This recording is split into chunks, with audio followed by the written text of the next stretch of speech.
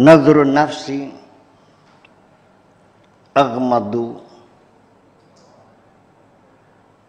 aghmadahu wa qassarahu wa raddahu. Jadi penglihatan nafsu itu aghmadahu, menjadi dia memejamkan matanya. Nafsunya melihatnya dengan memejamkan mata. Wa qassarahu, dan memendekkan jangkauannya. Wa raddahu, dan mengembalikannya. Hatta la yakuna nadruha sababan lihalakiha, sehingga penglihatannya itu tidak menjadi kerusakan. Illa antasira tabiatan lil qalbi wasiri, kecuali berdasarkan ikutan kepada hati dan sir. Artinya nafsunya sendiri terkendali, tidak melihat semua apa yang ada dilihat, dan melihatnya juga tidak terlalu jauh, angan-angannya ya tidak terlalu melambung melayang-layang kemana-mana, ya, simplicity, sederhana, ya, mikirin makan ya cukup hari ini, nggak usah sampai hari esok, apalagi sampai 7 turunan, ya. Dan tidak melihat apapun yang terlihat dan berkeinginan untuk memilikinya. Semuanya itu, hatinya itu hanya menuruti apa yang dikatakan oleh hati dan sirnya saja. Itu kondisinya. Min jumlati atba'ihimna, dari semua ikutan-ikutannya hati dan sir tadi. Wala takhruju lahuma an ra'yin, dari pendapat, tidak mengeluarkan pendapat apapun, pandangan apapun. Wa tatahidu ma'ahuma, dan menyatu bersama qalbun dan sirrun. Illa antasira tabiatan lil qalbi wasir min jumlati atbaiha. La takhruju lahuma ra'in wa tatahidu ma'ahuma, fala yakunu bainaha wa bainahuma fardun ta'muru bima ya'murani, sehingga tidak ada lagi antara nafsu dia dengan qalbun dan sirrun, sudah tidak lagi satu keharusan yang memerintahkannya. Watan ha amma yanhayani, dan juga tidak memerintahkan apa yang diperintahkan oleh qalbun dan sirrun.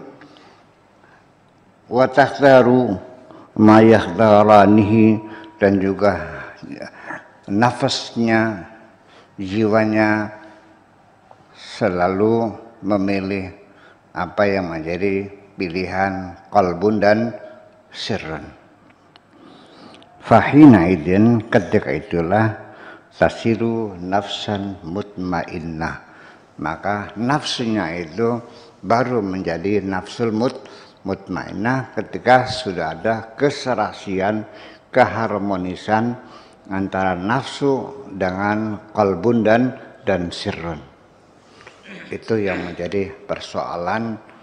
Kita masih sering bersengketa, masih sering bertempur, ya, peperangan yang tidak berkesudahan antara nafsu kita dengan hati kita dan sir kita. Dan kita lebih banyak memihak kepada nafsu kita yang sendiri.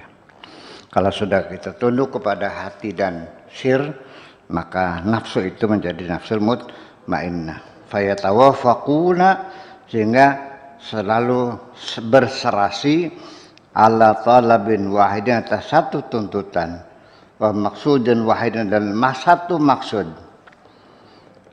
Bila balagat an-nafas ila hadzal hal, kalau nafsu kita sudah mencapai tingkatan seperti ini, istahaqqat at-taksir, baru berhak, baru bisa diabaikan, baru bisa kita lepaskan. Sementara ini kita masih belum menyatu dengan qalbun dan sirun, ya kita harus benar-benar mengendalikan nafsu kita dalam bentuk perjuangan yang sangat melelahkan sekali. Dan kita tidak boleh lengah min ghairi mujahadatihima, enggak usah, kalau sudah menyatu ya sudah, kita nyaman. Ya ayatuhan nafsul mutmainnah irji'i ila rabbiki radiyatan mardiyah wadkhuli fi ibadi wadkhuli jannati. Itu uraian Al-Quran tentang nafsul mutmainnah. Kita sudah merasa damai, sudah tidak perlu dipentungin lagi nafsunya, karena dia sudah sejalan, sudah searus dengan qalb dan sir kita ini. Wala tunadhiru al-haqqa azza wa jalla, dan nafsu kita sudah tidak lagi melakukan pembangkangan, sudah tidak pernah lagi membantah, sudah tidak lagi menyangkal apapun yang ditetapkan oleh Allah Subhanahu wa taala fi ma yaf'alu fika, tentang apapun yang Allah lakukan terhadap dirimu. Sudah tidak ada lagi penyangkalan-penyangkalan. Kalau Allah menetapkan engkau sakit, ya sudah, nafsumu tidak menyangkal. Kenapa aku harus sakit? Ketika Allah menetapkan gagal panen, ya sudah, siap gagal panen. Tidak menyangkal kenapa harus gagal, mengapa harus gagal, siapa yang salah. Itulah. Ya sudah. Wafi al-khalqi, dan juga apapun yang Allah lakukan terhadap makhluk. Ama sami'ta qaulallah azza wa jalla, apakah engkau tidak pernah mendengar firman Tuhan, la yus'alu amma yaf'alu wa hum yus'alun. Ini surat Al-Anbiya ayat 23 ya. Yang ayat 22-nya itu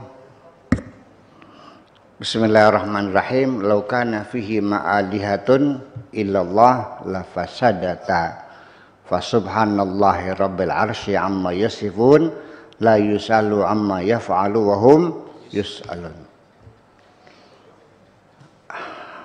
La yusalu amma yaf'alu, ini ayat ke-23. Yang sebelumnya adalah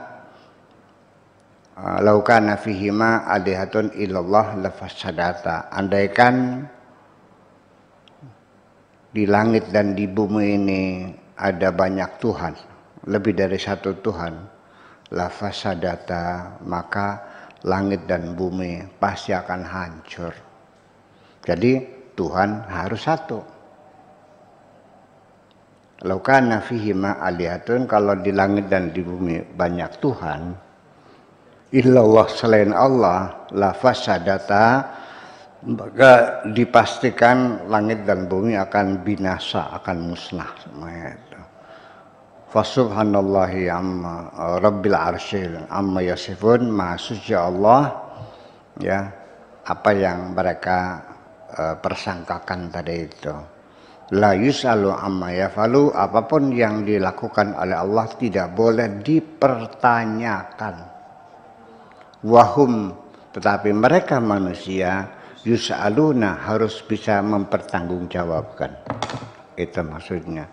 Jadi artinya tidak boleh ada Tuhan lebih dari satu selain Allah, karena hanya Allah lah yang menentukan segala-galanya, dan segala keputusannya tidak bisa digugat oleh siapapun. Pokoknya titik. Innama amruhu idza arada syai'an ayaqula lahu kun fayakun. Dah segitu aja. Assalamualaikum warahmatullahi wabarakatuh.